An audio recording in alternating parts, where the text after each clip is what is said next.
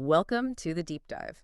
So we got this really interesting source from a listener. It's a YouTube video listing the top 50 richest YouTube channels across Africa for 2025. Right. And the idea is, you want the key takeaways, the important bits, but maybe without sitting through the whole video. Exactly. You want it quick, digestible, but still get the full picture. So consider this your shortcut to getting up to speed on this. Yeah, we've done the watching, and, well, our mission here is basically to unpack it. What are the trends? Any surprises? What does the YouTube landscape in Africa actually look like in terms of earnings? Okay, let's do it. So the video counts down from 50, and honestly, right from the start, it's kind of interesting. Oh, yeah. Yeah, so number 50 is Tatamara from Sudan, says it's a history channel, about 65,000 subscribers. Okay, 65K subs, and the earnings. Estimated lifetime earnings around $20,000.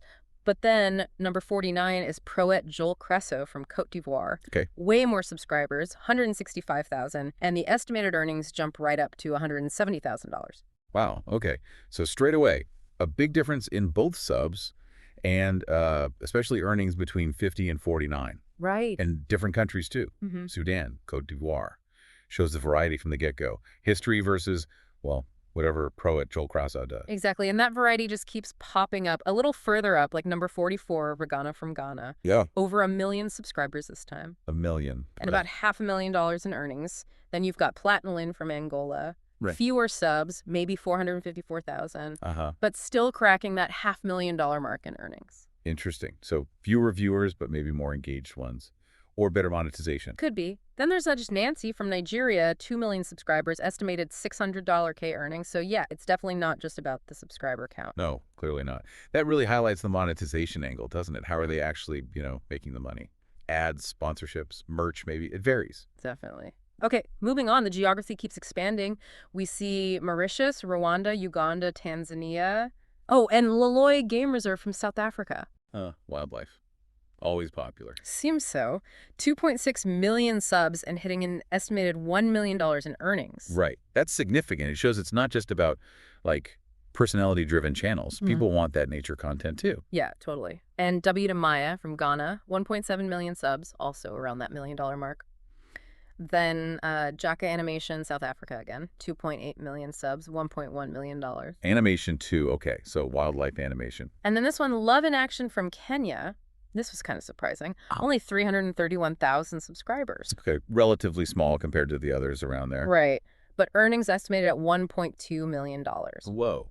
Okay, that is interesting. Much higher earnings for a much smaller audience. Makes you think, right? Yeah, definitely. Maybe a super dedicated niche audience. Yeah. Or perhaps they have, direct support, patrons, something like that. Very high value per viewer, it seems. That's a good point. Okay, let's get into the sort of middle of the pack, say ranks 25 down to 15-ish. What really starts to jump out here is the number of channels from Nigeria and South Africa. Okay. Starting to see some concentration. Yeah, lots of entertainment comedy stuff from Nigeria, Uchenna Nabo TV, Ruth Kadiri 247. And then South Africa's got Street Beefs, Michael Jameson. It suggests, well, pretty vibrant scenes in those countries. That makes sense. Nigeria is known for its strong entertainment output in Hollywood and all that. And South Africa, too, a major media hub. Right. And the subscriber counts are climbing steadily. We see latest sighting, South Africa again, more wildlife, 5.7 million subs, $3.5 million earnings. Nice. Another wildlife one doing well. Then Channels TV, that's Nigerian news, 3.8 million subs, similar earnings, around $3.5 million. And Hussein and Zab from Senegal, 2.6 million subs, but pulling in a $4.2 million. Senegal. Again, look at those earnings relative to subscribers. $4.2 million from 2.6 million subs is, well, it's quite strong compared to some others. Yeah, it really stands out. Maybe really effective monetization there. Super loyal fans. Could be. Okay, so we're getting closer to the top now. Yep, let's hit the top 10. Okay. Number 10, Wayne, South Africa. 6.3 million subscribers, $4.4 million estimated earnings. Okay, South Africa starting strong in the top 10. Then number 9, NL Dale, also South Africa. 7 million subs, earnings just a bit higher, $4.5 million. Right. Pretty close to number 10 then. Number 8, Baraka, Baraka from Morocco. Fewer subscribers here, 4.1 million, but same earnings bracket, $4.5 million.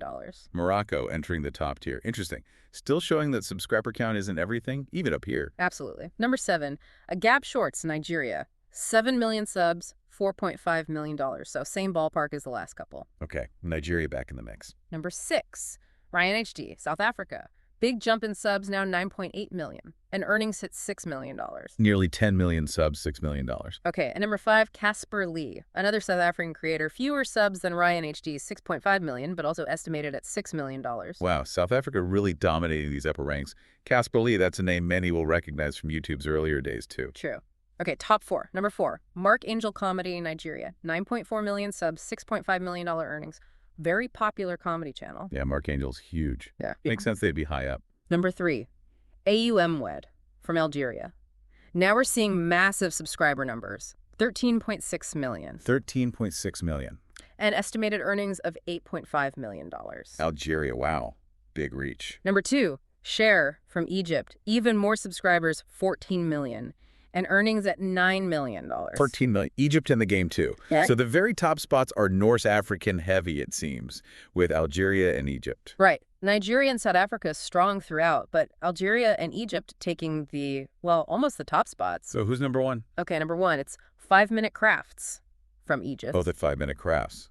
The global one. Apparently listed here as originating from Egypt. Yeah. And the subscriber count is, well, it's enormous. 81 million subscribers. 81 million. Okay, that dwarfs everyone else, so the earnings must be astronomical, right? Well, this is where the video or the data it used gets weird. The estimated lifetime earnings reported are $1 million.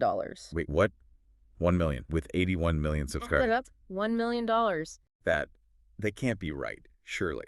I mean, just ad revenue alone on 81 million subs, even if the CPMs aren't the highest, it should be way, way more than $1 million lifetime. My thoughts exactly. It seems incredibly low, like orders of magnitude low compared to what you'd expect. Yeah, something's off there. Is the data wrong? Is it only counting a specific type of revenue?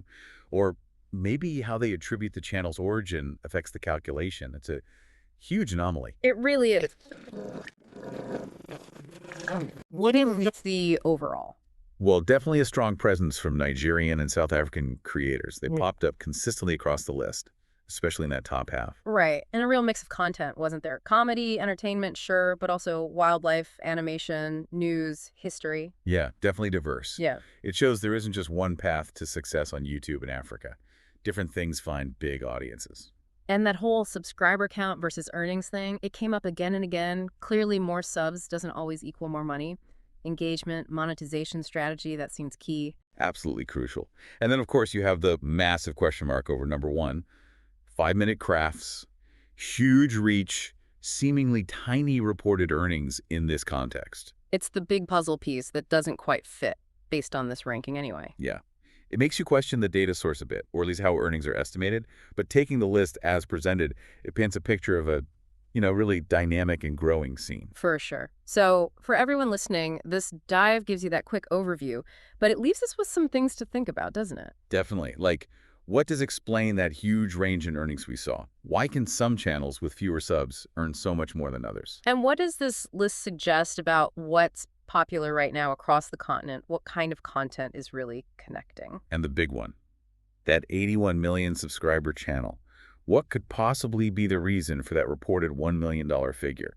Is it licensing? Is it brand value elsewhere? Is the data just plain wrong? Lots to chew on. And hey, if any of these channels caught your interest, maybe check them out directly, see the content for yourself. Yeah, that's always the best way. See what they're actually doing. And looking ahead, the digital space changes so fast, it makes you wonder, what's next for African creators on YouTube? Good question. What new trends are we going to see? Who are the next big names going to be? What kind of content will break through in the coming years? It's definitely an exciting space to keep an eye on.